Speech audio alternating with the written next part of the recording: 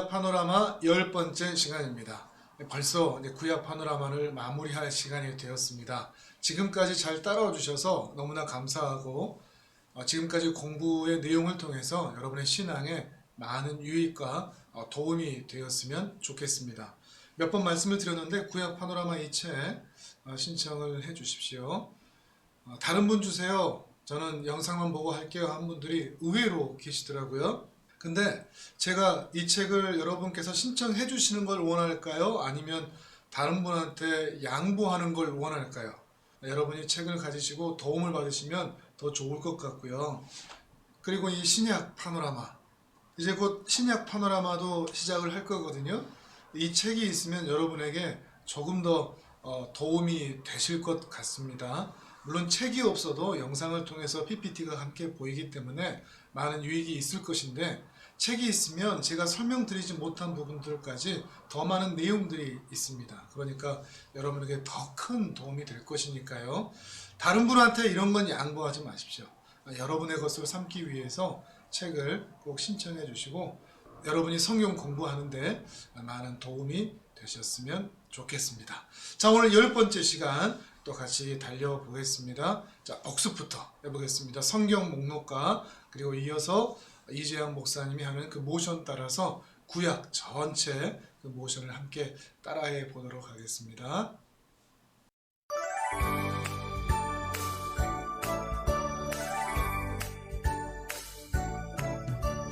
창세기, 출애굽기, 레위기, 민수기, 신명기, 여호수아, 사사기, 룻기, 사무엘 상하, 열왕기 상하, 역대상하, 에스라, 느헤미야, 에스더, 욥기, 시편, 잠언, 전도서, 아가, 이사야, 예레미야, 에가, 에스겔, 다니엘, 호세아, 요엘, 아모스, 오바댜, 요나, 미가, 나훔, 하박국, 스바냐, 학개, 스가랴, 말라기.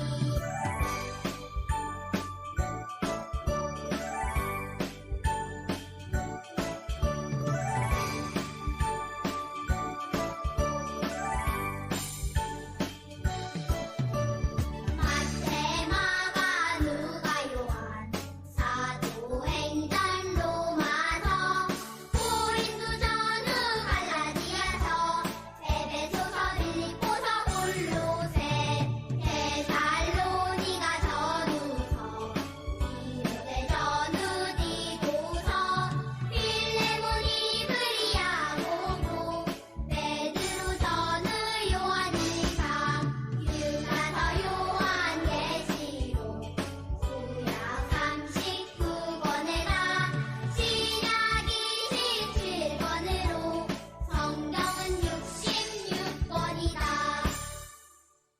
시작.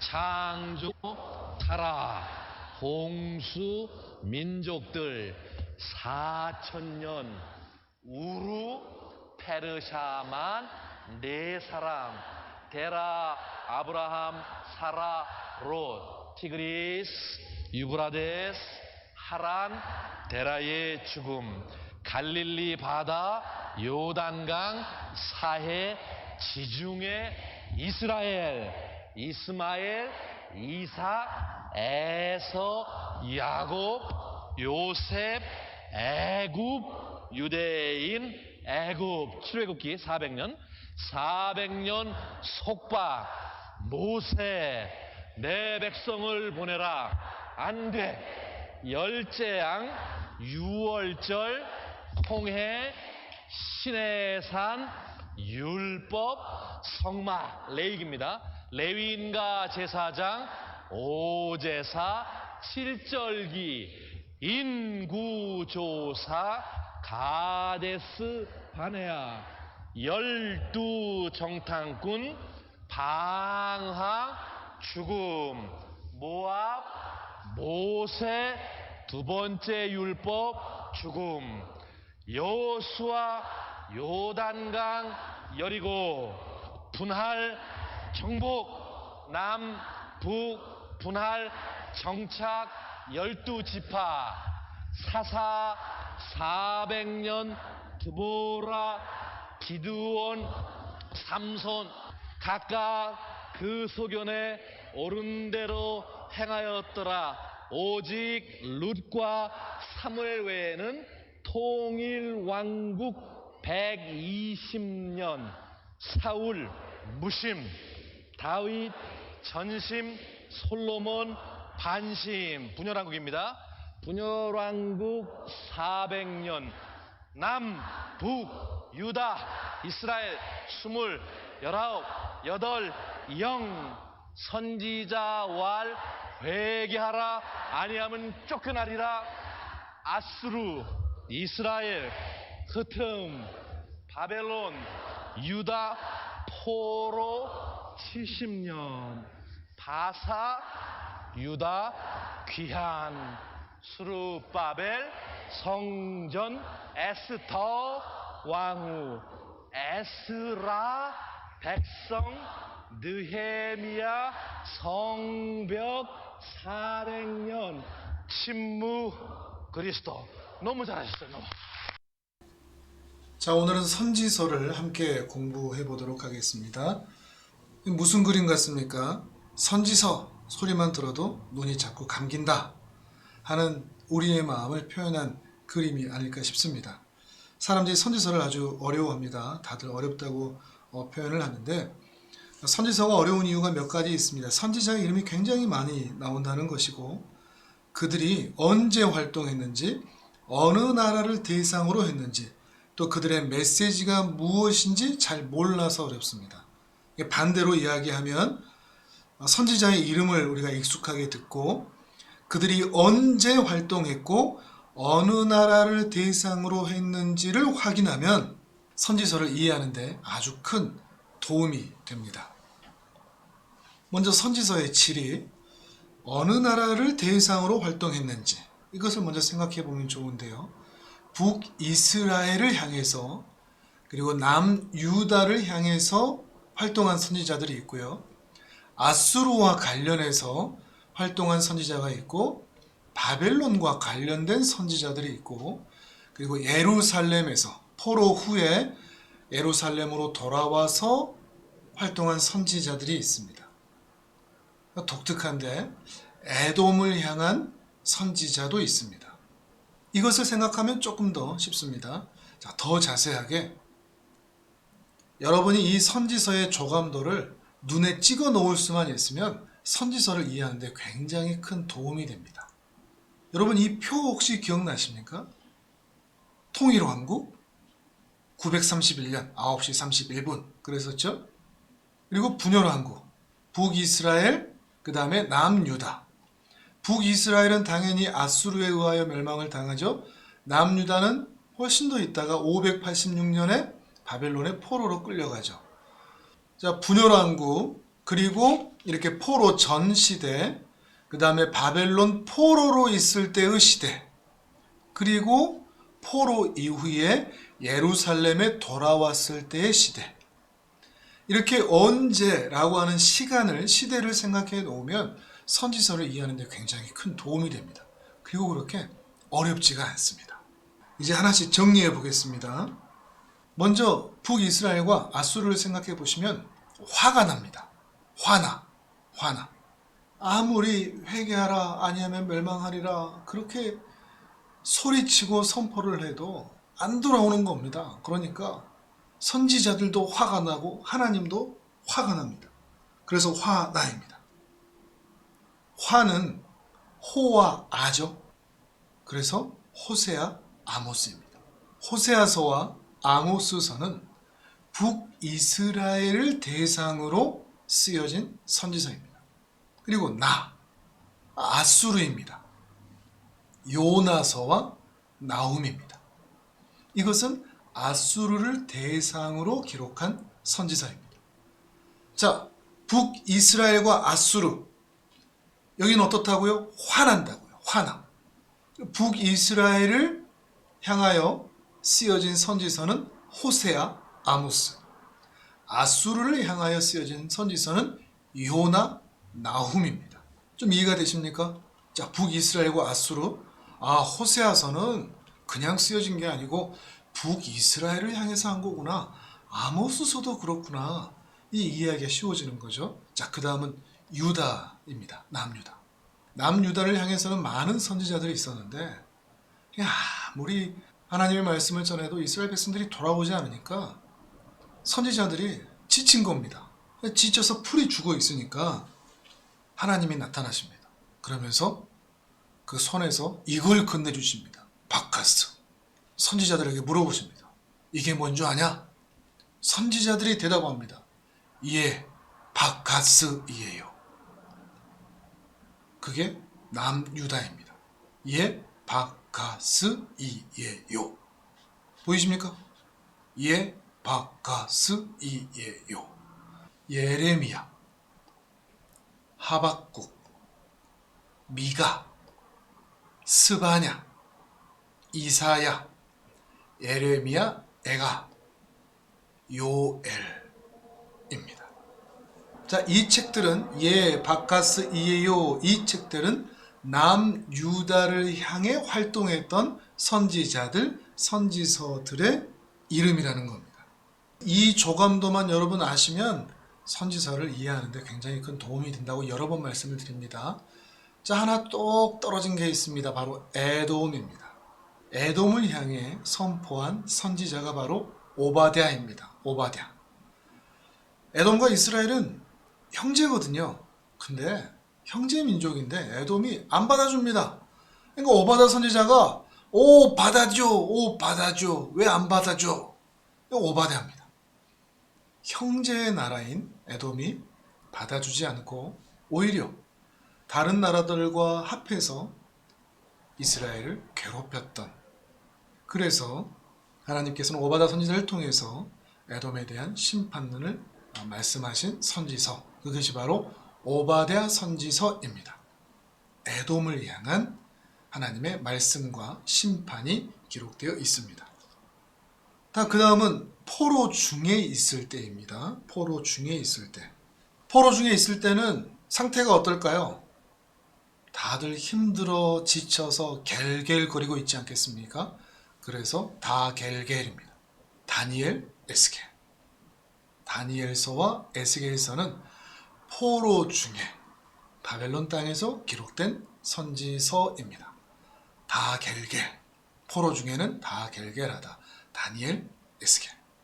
그리고 마지막으로는요, 예루살렘에 있는 유대인들을 향해서 포로 귀환한 이후에 기록한 선지서입니다. 이것은 구약 성경의 마지막 책들이죠. 학개, 스가랴, 말라기. 이제 다들 예루살렘으로 돌아가는 겁니다. 사람도 돌아가고 개도 가고 말도 가고. 학개, 스가랴, 말라기. 개도 가고 말도 가고. 학개, 스가랴, 말라기. 이게 선지서의 큰 시대적인 구분입니다. 화난다. 이스라엘, 아수르, 호와 나나. 유다를 향해서는 예 바카스이에요. 에돔은 오바댜. 포로 중에 있을 때는 다니엘서와 에스겔서. 귀환한 이후에 예루살렘에 있는 유대인들에게는 학개, 스가랴, 말라기. 여러분 이것만 좀 반복해서 보셔서 여러분의 눈 속에 찍어 놓으시면 좋겠습니다. 책을 가지고 계신 분들은 61페이지를 보시면 있습니다. 자, 지금부터는 각 선지서의 핵심 단어를 볼 텐데요. 63페이지를 보시면 되고요. 먼저는 호세아서부터 보겠습니다. 호세아서의 핵심 단어는 음녀입니다. 우리가 방금 봤던 조감도의 순서대로 선지서를 쭉 살펴볼 겁니다. 화나, 호아나 그랬죠? 북이스라엘을 향해서 하나님의 메시지를 전파했던 선지자가 바로 호세아입니다. 북왕국 이스라엘이 여로보암 2세 통치 아래서 일시적으로 정치적으로 경제적으로 굉장히 번영을 누리고 있었습니다. 그러나 실상은 죄악과 우상숭배로 가득 차서 영적인 무감각 가운데 있던 상태입니다. 그래서 하나님은 호세아를 통해서 임박한 심판에 관한 경고의 메시지를 전하게 하셨습니다. 이 호세아 선지자는요, 원하지 않던 결혼을 해야 했던 선지자입니다. 그의 아내가 고멜이거든요. 하나님이 이 음란한 아내를 취해서 음란한 자식을 낳으라고 명령하셨기 때문에 창녀인 고멜과 결혼을 합니다. 그럼에도 고멜은 집을 나가서 몸을 팔고 방탕한 짓을 합니다. 그러면 호세아가 가서 또 그녀를 집으로 데리고 옵니다. 하나님께서는 호세아의 이런 가정 생활을 예로 들면서 북왕국 이스라엘의 신앙 상태가 꼭 이 집과 같다 하는 것을 보여주고 계십니다. 고멜은 바로 범죄한 이스라엘 백성들이라는 것이죠. 그러나 호세아가 신실하게 그의 고멜을 데리고 오려고 하는 것처럼 하나님께서는 신실한 사랑으로 이스라엘 백성들이 돌아오기를 기대하고 계신다라는 것을 말하고 있다는 것입니다. 이것이 호세아서입니다. 다음은 아모스입니다. 아모스서의 핵심 단어는 다림줄입니다.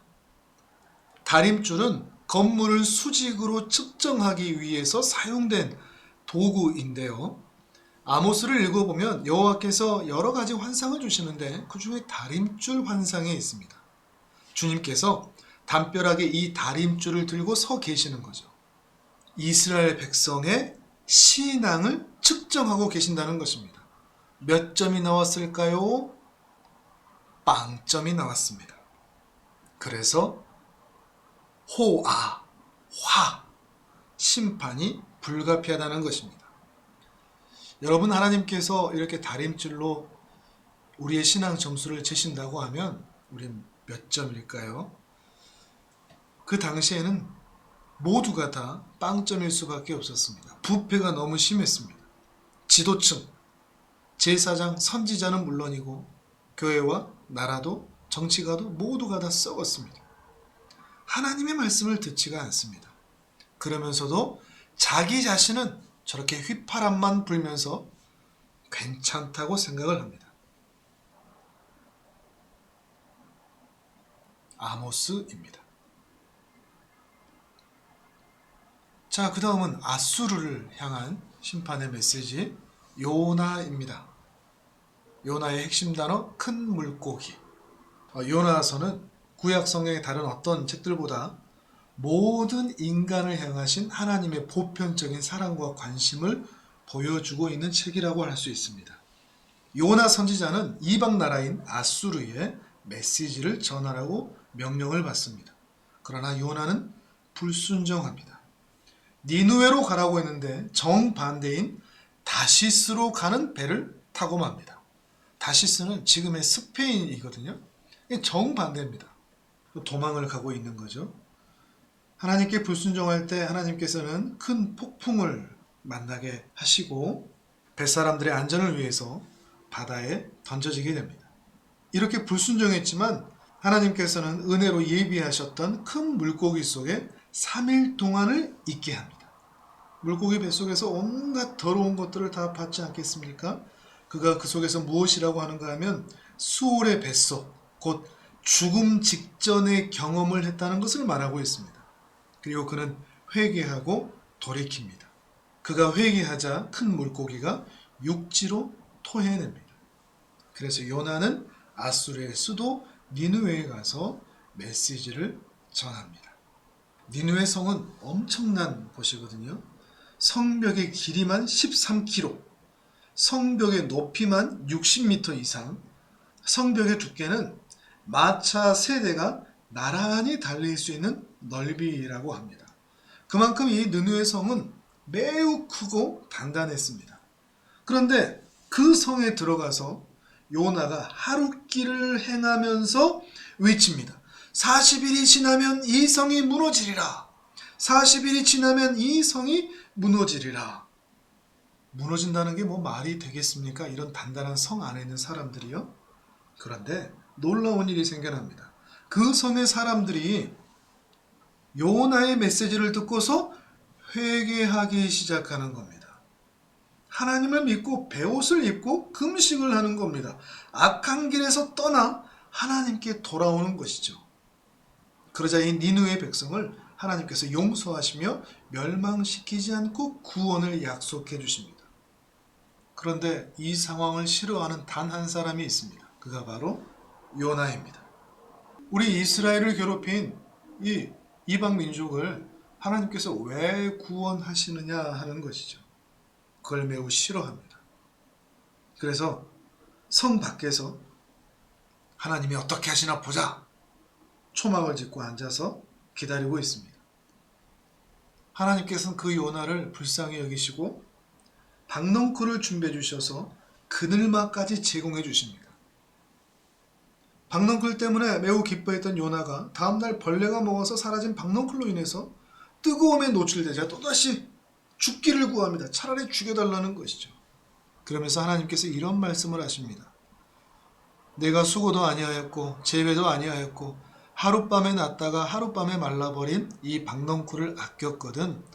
하물며 이 큰 성읍 니느웨에는 좌우를 분별하지 못하는 자가 12만 명이요 가축도 많이 있나니 내가 어찌 아끼지 아니하겠느냐. 하나님은 어떤 민족, 어떤 사람, 어떠한 잘못과 과거를 가지고 있다고 할지라도 회개하고 돌이키면 받아주시고 사랑하는 분이라는 것을 이 요나서를 통해서 말씀하고 있습니다. 다음은 나훔입니다.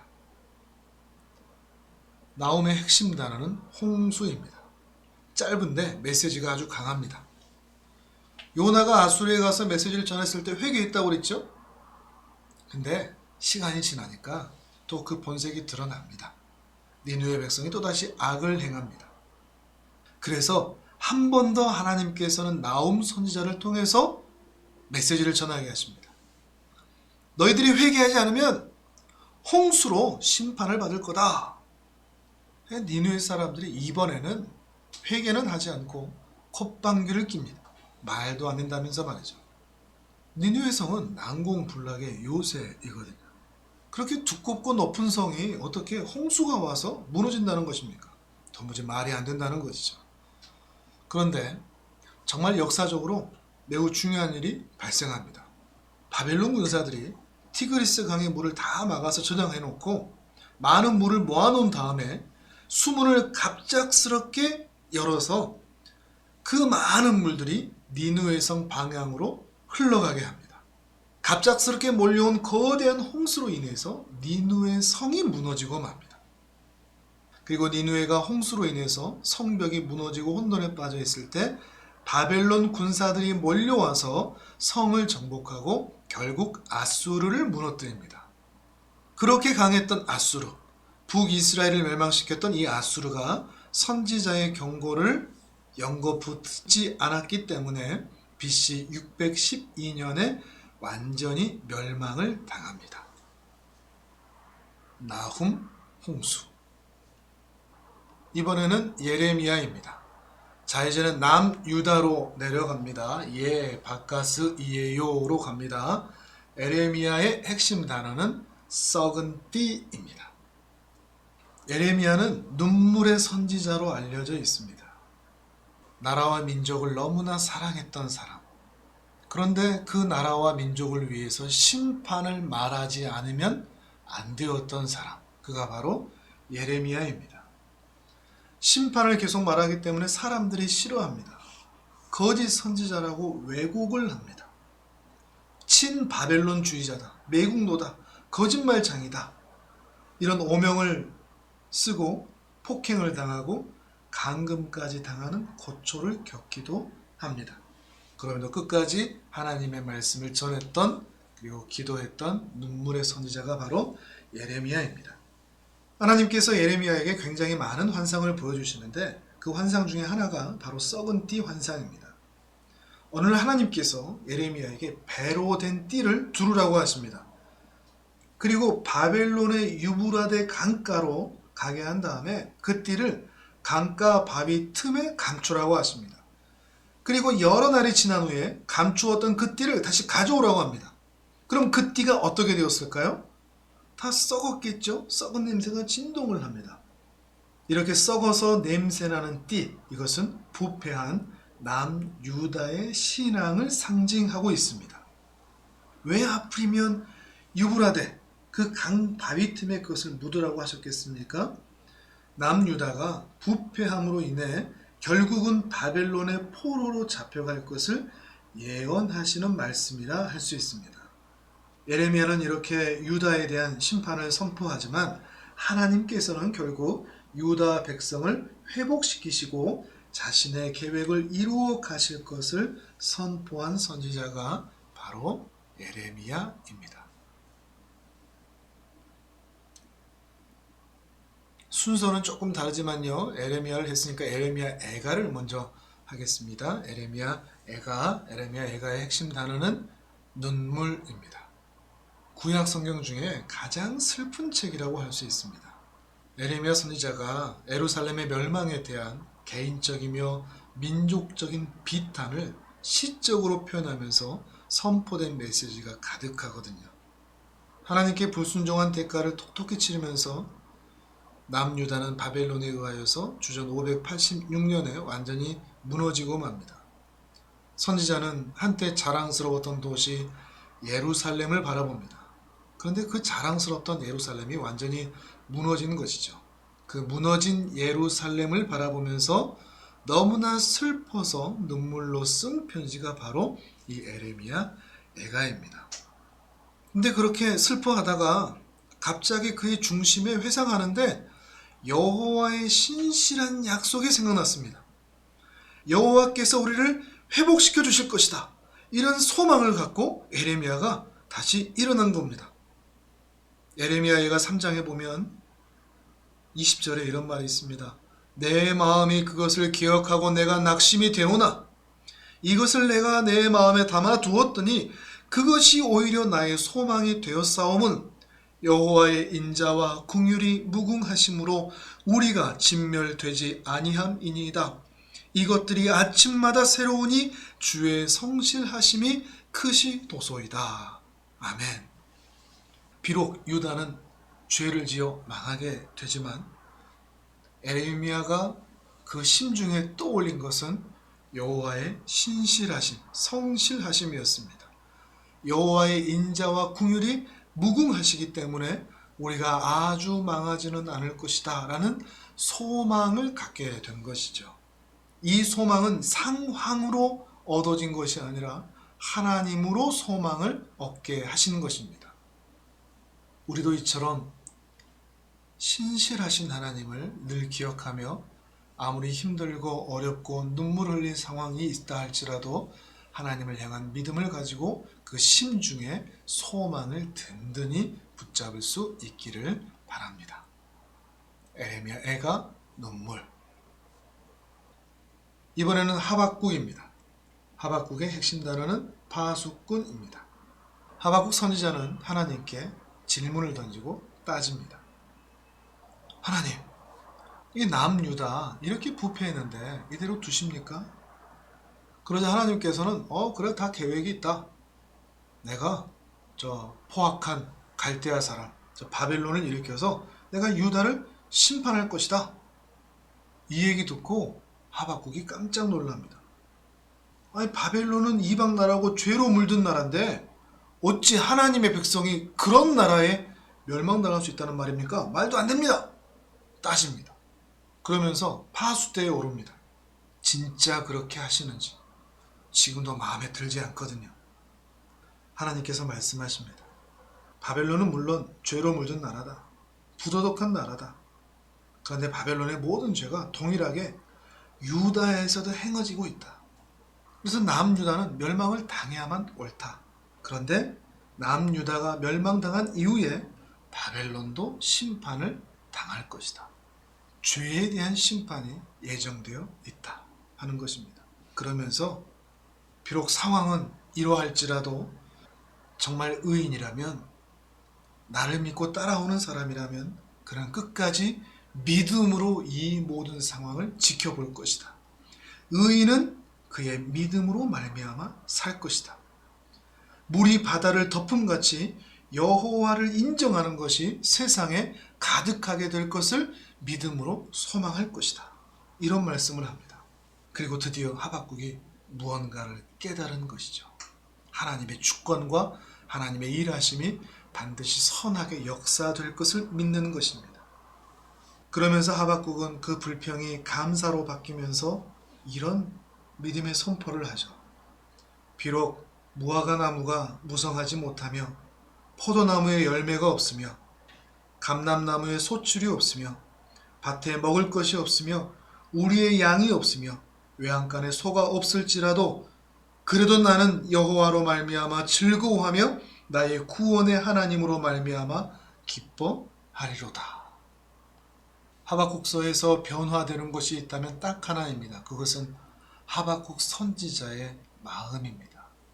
상황이 어떻게 흘러가더라도, 상황이 더욱 안 좋아지더라도 하나님의 신실하신 일하심과 그 섭리를 믿고 따르고 기다리겠다는 것이죠. 하박국 파수꾼입니다. 그 다음 미가서입니다. 미가서의 핵심 단어는 심판의 날입니다. 자, 미가서는 남유다라고 했죠. 하박국 선지서에서도 말씀드렸듯이 지금 남유다는 사회적으로 불의가 만연해 있습니다. 왕은 잔혹하고 폭력을 행사하고 부패하며 재판관들은 뇌물에 눈이 멀고 부자들은 가난한 자들과 과부들을 착취하고 상인들은 저울을 속이고 장사를 합니다. 거짓 선지자들이 존재하고 제사장들은 탐욕을 위해 봉사합니다. 나라 전체가 썩을 대로 썩인 것입니다. 총체적인 부패 속에서 하나님께서 원하시는 정의라고는 찾아볼 수가 없습니다. 그래서 미가는 심판을 예언합니다. 그러면서 이런 말을 합니다. 하나님께서 원하시는 것은 오직 정의를 행하며 인자를 사랑하며 겸손하게 내 하나님과 함께 행하는 것이다. 그런데 그런 자들이 없기 때문에 하나님께서 심판하신다고 말씀하고 있는 것입니다. 미가서 심판의 날. 다음은 스바냐서입니다. 스바냐의 핵심 단어는 여호와의 날입니다. 성경에서 여호와의 날이라고 하면 심판의 날을 말합니다. 그런데 이 날은 두 날이 됩니다. 하나님을 믿지 않는 모든 사람에게는 심판의 날이 될 것인데 하나님을 믿고 따르는 모든 사람에게는 여호와의 날이 구원의 날이요 감격의 날이요 기쁨의 날이 될 것이다 라고 말씀하시면서 너희의 손을 늘어뜨리지 말라 힘을 내라 라고 말씀을 하고 계십니다. 심판으로 인해 고통은 있을 것인데 망하지는 않고 회복될 것이니 힘을 내라 라고 말씀을 하시는 것이죠. 스바냐 3장 17절은 찬양으로도 많이 알려져 있죠. 너희 하나님 여호와가 너희 가운데 계시니 그는 구원을 베푸실 전능자시라. 그가 너로 인하여 기쁨을 이기지 못하시며 너를 잠잠히 사랑하시며 즐거이 부르며 기뻐하실 것이라. 우리가 낙심하지 않고 기뻐해야 할 이유, 그것은 하나님께서 구원하실 것이기 때문입니다. 스바냐 여호와의 날. 다음은 이사야입니다. 이사야의 핵심 단어는 고통과 영광입니다. 이사야는 유다의 백성이 하나님께 돌아오도록 하기 위해서 단순히 말로만 말씀을 선포했던 것이 아니라 삶 전체를 바쳐서 예언했던 사람입니다. 어느 정도인가 하면 하나님이 구원이시라는 것을 전하기 위해서 3년 동안 벗은 몸으로 예루살렘에 출근할 정도였습니다. 여호와께 돌아오지 않으면 이보다 더한 수치가 있을 것을 경고하기 위해서 말이죠. 이사야의 핵심 단어는 고통과 영광인데 이사야서를 가리켜서 우리는 보통 미니 성경, 성경의 축소판이라고 부릅니다. 그 이유는 이사야서가 66장으로 되어 있거든요. 성경도 66권으로 되어 있죠. 이사야서의 내용은 크게 1장부터 39장, 그리고 40장에서 66장 이렇게 둘로 나눌 수가 있습니다. 이것이 성경의 구조와 매우 유사합니다. 1장부터 39장까지는 죄로 인한 고통을, 40장에서 66장까지는 메시아로 인한 영광을 다루고 있습니다. 죄로 인한 고통으로 인하여 심판이 있을 것인데 그 고통과 심판 이후에는 하나님께서 회복시키심으로 그들에게 하나님의 은혜의 영광이 임하게 될 것이라는 것이죠. 그 영광이 임하거든 일어나라 빛을 발하라 라고 말씀을 하십니다. 그 다음은 요엘서입니다. 요엘서의 핵심 단어는 메뚜기 떼입니다. 요엘은 여호와는 하나님이시다 이런 뜻을 가지고 있는데요. 요엘서는 특히 이제 농사와 관련된 용어를 많이 사용한 선지서이기도 합니다. 실제로 남유다에 엄청난 메뚜기 떼의 재앙이 있었습니다. 가뭄이 들고 메뚜기 떼가 채소와 곡식을 다 뜯어먹은 것입니다. 요엘 선지자는 그것을 가리켜서 하나님의 심판이라고 했습니다. 그런데 모든 유다의 백성들이 치를 떨었던 이 메뚜기 떼의 재앙과는 비교할 수 없는 무시무시한 심판이 올 것이다 라고 선포하는 것이 요엘서입니다. 과거의 메뚜기 재앙과는 비교할 수 없는 임박한 심판이 있을 것이니 남유다여 이스라엘 백성들이여 회개하라 라고 선포하는 것이 바로 요엘서입니다.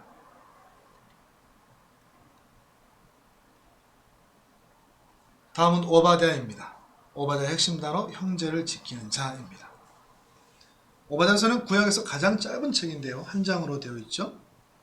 에돔을 향해서 메시지를 외칩니다. 에돔은 에서의 후예인데 이스라엘과 형제 나라임에도 불구하고 오래된 적대 관계에 있었습니다. 에돔 족속은 이스라엘이 다른 나라에 침략을 당할 때 자기 형제의 나라를 도와주지 않고 오히려 적들과 함께 동맹해서 노략질을 해갈 정도였습니다. 그래서 여호와께서 에돔에게 심판을 선언한 것이죠. 그런데 에돔 족속이 뭐라고 그러느냐? 우리가 형제를 지키는 자입니까? 굉장히 교만한 반응을 보입니다. 왜 우리가 그렇게 해야 하느냐 하는 것이죠. 이들이 교만한 이유가 있었습니다. 그들이 위치한 지역이 굉장히 높은 바위 틈에 있었거든요. 전쟁을 해도 다른 나라가 올라와서 침범하기가 쉽지 않은 것입니다. 그래서 교만이 하늘을 찌릅니다. 이러한 에돔을 향해서 하나님께서 너희가 독수리같이 높은 데 있을지라도 내가 끌어당길 수 있다 라고 말씀하시면서 교만하지 말라. 선지자를 통해서 그들의 멸망을 예언하신 것입니다. 영원히 멸절될 것에 대해서 말이죠. 이 책이 오바댜입니다. 다음은 다니엘서입니다. 다니엘서는 꿈입니다. 다니엘은 1차로 바벨론에 붙잡혀온 사람이라고 했죠. 변방에 있었던 이 한 소년이 이방 땅의 포로로 불려 잡혀왔는데 이 제국의 최고 관리자가 됩니다.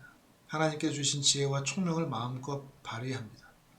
나라가 바뀌는데도 왕이 바뀌는데도 국제 정서가 요동치는 상황에서도 하나님을 향하여 뜻을 정하고 그의 삶이 늘 한결같았던 사람, 그 사람이 바로 다니엘입니다.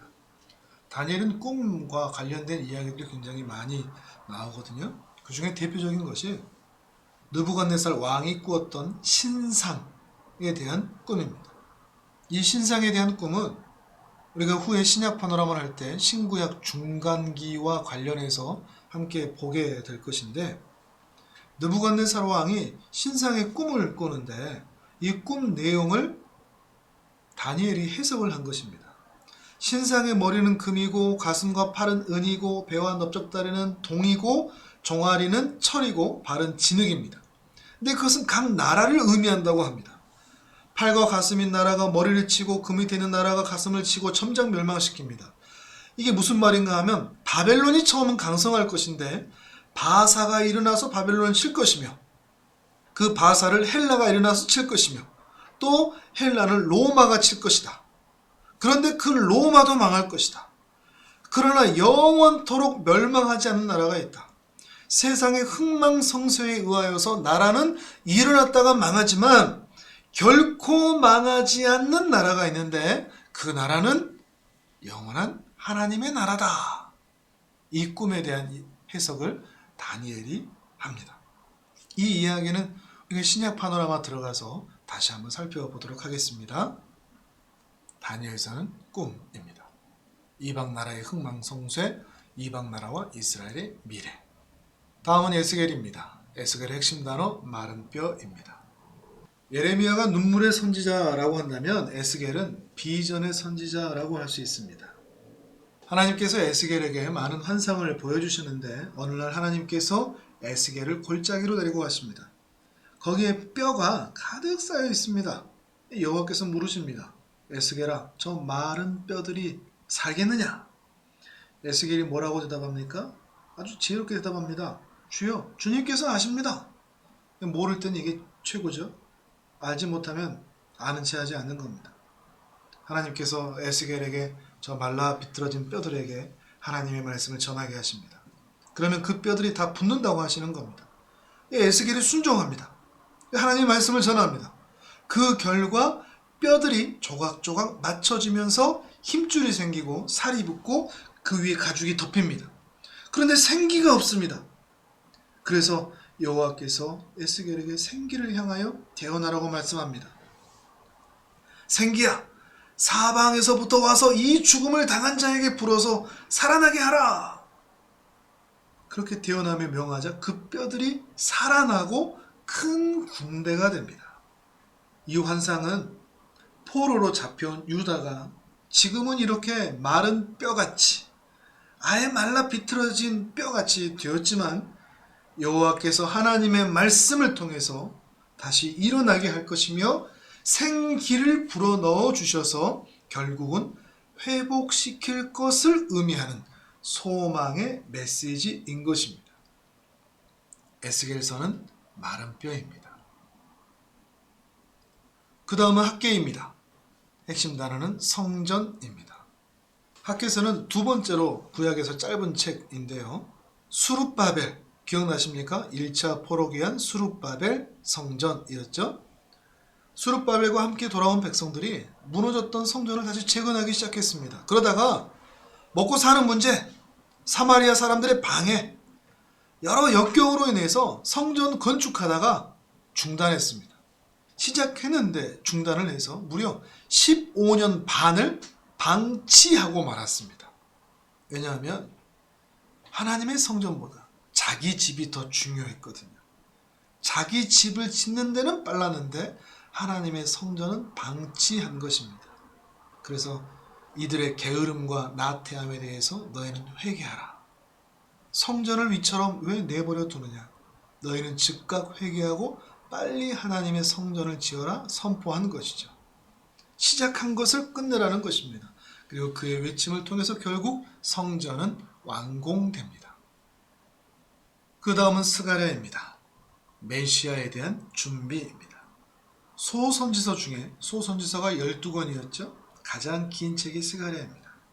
스가랴는 학개 선지자와 같은 시대에 같은 메시지를 전했던 사람이라고 할 수 있는데 학개 선지자는 주로 책망을 했다면 스가랴 선지자는 주로 격려를 했다고 보셔도 될 것 같습니다. 학개 선지자가 현재에 있는 현상에 대해서 책망했다면 스가랴 선지자는 미래적 관심사를 보여주거든요. 그래서 메시아에 관한 구절이 여러 차례 등장을 합니다. 예루살렘이 회복될 것을 선포하고 있고 성전의 완성을 자극하면서도 백성들이 겸손한 마음으로 하나님께 부르짖고 헌신할 뿐만 아니라 장차 오실 메시아에 대한 준비를 시키기 위해서 담대히 말씀을 선포했던 사람, 그 사람이 바로 스가랴입니다. 자, 이제 마지막 책입니다. 말라기입니다. 돌같이 굳은 마음. 말라기 선지자는 돌같이 굳은 백성들의 마음을 깨트리라고 호소합니다. 사랑에 빠지면 그 사람을 위해서 시간, 물질 아끼지 않고 다 붓지 않습니까? 사랑하기 때문에 아깝지가 않죠. 그런데 예루살렘 백성들은 하나님께 사랑을 드리지 않습니다. 하나님께 드리는 건 다 아까워합니다. 제일 좋은 것은 자기가 갖고 안 좋은 것만 하나님께 드리는 척을 합니다. 그런데 죄책감마저 가지지 않습니다. 우리가 언제 그랬느냐? 이렇게 항변하기까지 합니다. 마지막 날이 오기 전에 너희의 돌같이 굳은 마음을 제거하라 선포합니다. 그리고 여호와께 돌아오라고 외칩니다. 그러면서 마지막은 이렇게 맺습니다. 여호와의 크고 두려운 날이 이르기 전에 내가 선지자 엘리야를 너희에게 보낼 것이다. 그 뒤로 메시아가 올 것이다. 메시아가 올 것이다. 그때를 기다리며 소망하며 돌같이 굳은 마음을 깨뜨리고 하나님께 돌아오라 외치는 메시지가 바로 말라기서입니다. 그리고 400년 동안 하나님의 말씀이 침묵합니다. 400년 침묵기가 이어지는 것이죠. 그리고 그 이후에 대망의 메시아 예수 그리스도께서 이 땅에 오십니다. 주님께서 오셔서 내 이름을 경외하는 너희에게는 공의로운 해가 떠올라서 치료하는 광선을 비추리니 너희가 나가서 외양간에서 나온 송아지같이 뛰리라 하는 예언의 말씀을 함께 해주십니다. 메시아가 오시면 우리의 모든 것을 회복해 주실 것을 말씀하고 선포하는 것입니다. 자, 이번에는요, 이제 구약 파노라마를 마치는데 우리 첫 시간에 했었던 성경 IQ 테스트 있죠? 우리 그거 다시 한번 해보겠습니다. 그래서 여러분의 실력이 얼마나 많이 좋아졌는지 확인을 한번 해보겠습니다. 자, 누가 먼저 시대의 인물입니까? 사울 아니면 삼손? 자, 누가 먼저 시대입니까? 사사시대, 통일왕국시대, 그렇죠? 당연히 삼손이죠. 사사시대니까요. 사사시대 이후에 통일왕국이 되죠. 다니엘이 먼저입니까? 요나가 먼저입니까? 오늘 선지서 했었죠? 화나, 다겔겔. 누가 먼저입니까? 요나는 아수르를 향해서, 다니엘은 그 이후 포로로 끌려갔던 바벨론 포로 시기죠. 에스더, 느헤미야. 자, 1차 포로 기한, 그 다음에 에스더, 2차 포로 기한, 3차 포로 기한. 자, 그걸 생각하면 누가 먼저입니까? 에스더죠. 느헤미야는 3차죠. 자, 모세, 야곱. 누가 먼저입니까? 한 사람은 창세기, 한 사람은 출애굽기 그러네요. 야곱이 먼저죠. 스룹바벨 아니면 다윗. 자, 누가 먼저입니까? 다윗이 먼저죠. 통일왕국이었고, 스룹바벨은 누구라고 그랬죠? 1차 포로 귀환. 그렇죠? 한참 다윗의 후손이 스룹바벨이죠. 5문제 다 맞추셨습니까? 자, 이번에는 어떤 것이 먼저 나옵니까? 성경에서 어떤 것이 먼저 나옵니까? 성막이 먼저 나옵니까? 십계명이 먼저 나옵니까? 십계명이 먼저 나오죠. 만나가 먼저 나옵니까? 유월절이 먼저 나옵니까? 만나는 홍해 이후죠. 홍해 이전이 유월절이고, 그렇죠? 자, 이번엔 몇 년이나 됩니까? 애굽에서 거했던 기간 400년도 괜찮고 430년도 괜찮습니다. 요셉이 먼저 와 있던 기간을 넣느냐 마느냐에 따라서 기간이 차이가 있습니다. 400년도 괜찮고 430년도 괜찮습니다. 바벨론 포로 몇 년이었죠? 그렇죠. 70년. 통일왕국은요? 사울, 다윗, 솔로몬 40년씩이었죠? 120년. 자, 누구입니까? 아브라함의 약속받은 아들, 약속 안 받은 아들 말고 약속받은 아들 이삭, 에서의 동생 야곱, 아브라함의 아내 사라, 이스라엘 두 번째 왕 다윗, 모세 형님 아론. 자, 어느 책에서 찾을 수 있습니까? 성막을 세우는 거 어디서 나옵니까? 출애굽기입니다. 출애굽기. 자, 사울이 왕위에 오르는 것.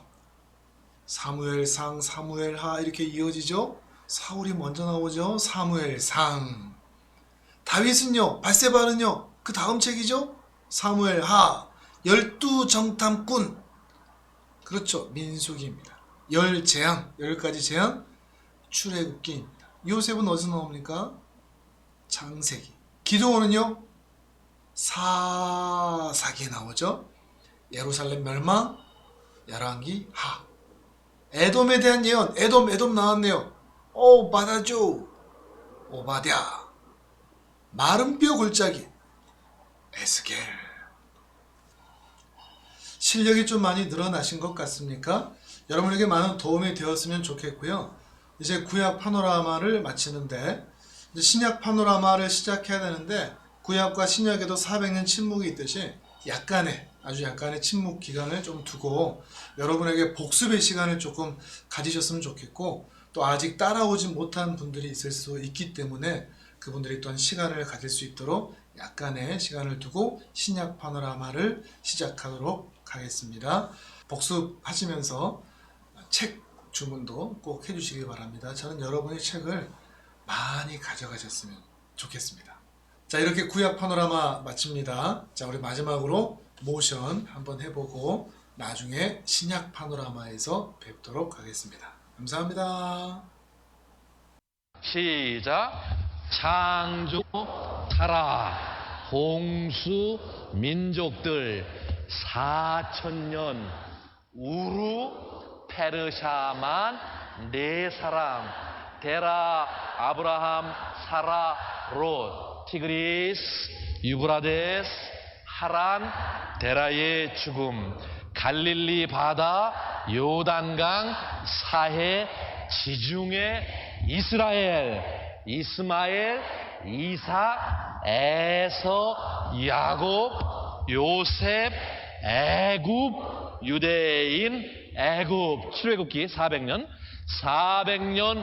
속박 모세 내 백성을 보내라 안돼 열재앙 유월절 홍해 시내산 율법 성막 레이기입니다. 레위인과 제사장 오제사 7절기 인구조사 가데스 바네아 12 정탐꾼 방황 죽음 모압 모세 두 번째 율법 죽음 여호수아 요단강 여리고 분할 정복 남북 분할 정착 12지파 사사 400년 드보라 기드온 삼손